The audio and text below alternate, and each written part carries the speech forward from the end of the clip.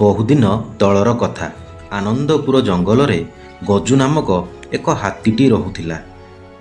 ଗଜୁ ହାତୀଟି ବହୁତ ଶକ୍ତିଶାଳୀ ଥିଲା ଏବଂ ତା ମନରେ ବହୁତ ଅହଙ୍କାର ମଧ୍ୟ ଭରି ରହିଥିଲା।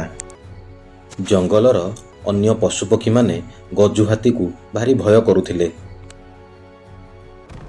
ଦିନେ ଗଜୁ ହାତୀ ନଦୀ କୂଳରେ ଏକା ବୁଲୁଥିଲା ସମୟରେ ଏକ ମୂଷା ଗାତ ଉପରେ ତା ପାଦଟି ଅସାବଧାନତାରେ ପଡ଼ିଗଲା। ଫଳରେ ମୂଷାଟି ତିଆରି କରିଥିବା ଏତେ ସୁନ୍ଦର ଘରଟି ଭାଙ୍ଗିଗଲା।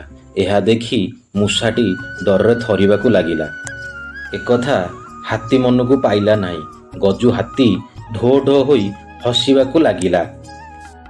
ମୂଷାଟି କହିଲା, ହାତୀ ଭାଇ, ଦେଖିକି ଚାଲ, ଧୀରେ ଚାଲ। ଆମେ ସବୁ ଛୋଟ ପ୍ରାଣୀ। ଆମେ ଛୋଟ ହେଲେ ମଧ୍ୟ ଆମର ବାସଗୃହ ଅଛି। ତମେ ଯଦି ଏମିତି ଅଣଦେଖା ହୋଇ ଚାଲିବ ତାହେଲେ ଆମ ବାସଗୃହ ଭାଙ୍ଗିଯିବ। ଆମେ ବାସହରା ହୋଇଯିବୁ। ତେବେ ଆମେ ରହିବୁ କେଉଁଠି? ଏହି କଥା ଶୁଣି ଗଜୁ ହାତୀଟି ହସିଲା ଏବଂ କହିବାକୁ ଲାଗିଲା, ଆରେ ତମେମାନେ ଏତେ ଛୋଟ, ଭଗବାନ ମୋତେ ବହୁତ ବଡ଼ କରି ତିଆରି କରିଛନ୍ତି। ମୁଁ ଚାଲିଲା ବେଳେ କ'ଣ ତୁମମାନଙ୍କର ଘର ଦେଖାଯାଉଛି? ମୂଷାଟି କହିଲା, ତୁମକୁ ଠାକୁର ଶରୀରରେ ବଡ଼ କରି ତିଆରି କରିଥିବାରୁ ତୁମର ବହୁତ ଗର୍ବ ହେଉଛି। ମନରୁ ସେ ଅହଙ୍କାର ଦୂର କର ଗଜୁ ଭାଇ। ଆମେ ସମସ୍ତେ ମିଳିମିଶି ରହିଲେ ଜଙ୍ଗଲରେ ସମସ୍ତଙ୍କର ସାହସ ବଢ଼ିବ। ଆମେ ସମସ୍ତେ ଭଲରେ ରହିବା। ଆମେ ଜଙ୍ଗଲବାସୀ ଉଭୟଙ୍କର ବିପଦ ସମୟରେ ଆସିବା। ତେଣୁକରି ହାତୀ ଭାଇ ସବୁବେଳେ ନଜର କରି ଚାଲ। ମୂଷା ପାଖରୁ ଏଇ କଥା ଶୁଣି ଗଜୁ ହାତୀଟି ହସିବାକୁ ଲାଗିଲା ଏବଂ କହିଲା, ତୁମେମାନେ ତ ବହୁତ ସାନ ପ୍ରାଣୀ, ମୋ କାମରେ କେମିତି ଆସିବ?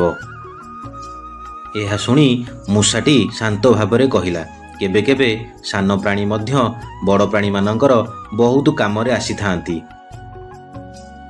କିଛି ଦିନ ପରେ ଜଙ୍ଗଲକୁ ଶିକାରୀମାନେ ପଶି ଆସିଲେ। ସେମାନେ ଗଜୁ ହାତୀକୁ ଧରିବା ପାଇଁ ଜାଲ ବିଛାଇଲେ। ଯେମିତି ଗଜୁ ହାତୀଟି ସେଇ ବାଟ ଦେଇ ଯାଇଛି, ଜାଲରେ ପଡ଼ିଗଲା ଏବଂ ଶତ ଚେଷ୍ଟା ପରେ ମଧ୍ୟ ହାତୀଟି ଜାଲରୁ ବାହାରି ପାରିଲା ନାହିଁ। ହାତୀଟି ଭୟରେ ଚିତ୍କାର କରିବାକୁ ଲାଗିଲା। ଏମିତି ଚିତ୍କାର କଲା ଯେ ଜଙ୍ଗଲର ଚାରିଦିଗକୁ ତା ଚିତ୍କାର ଶୁଣିବାକୁ ମିଳିଲା। ଶିକାରୀମାନଙ୍କର ଆଖି ଗଜୁ ହାତୀର ଦାନ୍ତ ଉପରେ ଥିଲା। ଏମିତି ମୂଷାମାନେ ହାତୀଟିର ଗର୍ଜନ ଶୁଣିବାକୁ ପାଇଲେ। ହାତୀଟି ବିପଦରେ ପଡ଼ିଛି ଭାବି ହାତୀ ପାଖକୁ ଧାଇଁ ଆସିଲେ। ଧାଇଁ ଆସି ଦେଖିଲା ବେଳକୁ ହାତୀଟି ଜାଲରେ ଫସି ଯାଇଛି। କାଳ ବିଳମ୍ବ ନ କରି ମୂଷାମାନେ ସେ ଜାଲଟିକୁ ନିଜର ମୁନିଆ ଦାନ୍ତରେ କାଟିବାକୁ ଲାଗିଲେ। ସମସ୍ତ ମୂଷାମାନେ ମିଶି ଜାଲଟିକୁ ମୁନିଆ ଦାନ୍ତରେ କାଟି କାଟି ସମ୍ପୂର୍ଣ୍ଣ କାଟିଦେଲେ। ଏହାପରେ ହାତୀଟି ଜାଲରୁ ସମ୍ପୂର୍ଣ୍ଣ ମୁକ୍ତି ହୋଇଗଲା ଏବଂ ଛଳ ଛଳ ଆଖିରେ ସେ ମୂଷାଟିକୁ କହିଲା, ତମମାନଙ୍କୁ ଛୋଟ ପ୍ରାଣୀ ଭାବି ମୁଁ ବହୁତ ଅବହେଳିତ କରେ ଏବଂ ଅପମାନିତ କରେ। ଆଜି ମୁଁ ଜାଣିପାରିଲି, ତମେମାନେ ମୋତେ ବଞ୍ଚେଇ ଦେଲ ଏବଂ ମୋର ବିପଦ ସମୟରେ ମୋ ସାଥିରେ ସାଥୀ ହେଲ। ଏହା ଶୁଣି ମୂଷାଟି କହିଲା, କୌଣସି ପ୍ରାଣୀ ଛୋଟ ଓ ବଡ଼ ହୋଇନଥାନ୍ତି। ସେମାନେ ତାଙ୍କ କର୍ମ ହିସାବରେ ଛୋଟ ଏବଂ ବଡ଼ ହୋଇଥାନ୍ତି ଏବଂ କୌଣସି ପ୍ରାଣୀକୁ ଛୋଟ କି ବଡ଼ କହି ଏମିତି ତାଚ୍ଛଲ୍ୟ କରିବା କଥା ନୁହେଁ। ଗଜୁ ହାତୀ ସେହିଦିନଠାରୁ ତା ନିଜର ଭୁଲକୁ ବୁଝିପାରିଲା ଏବଂ ଜଙ୍ଗଲରେ ସବୁ ସାଥୀମାନଙ୍କ ସାଙ୍ଗରେ ସାଥୀ ହୋଇ ରହିଲା ଏବଂ ଭଲ ବ୍ୟବହାର କଲା।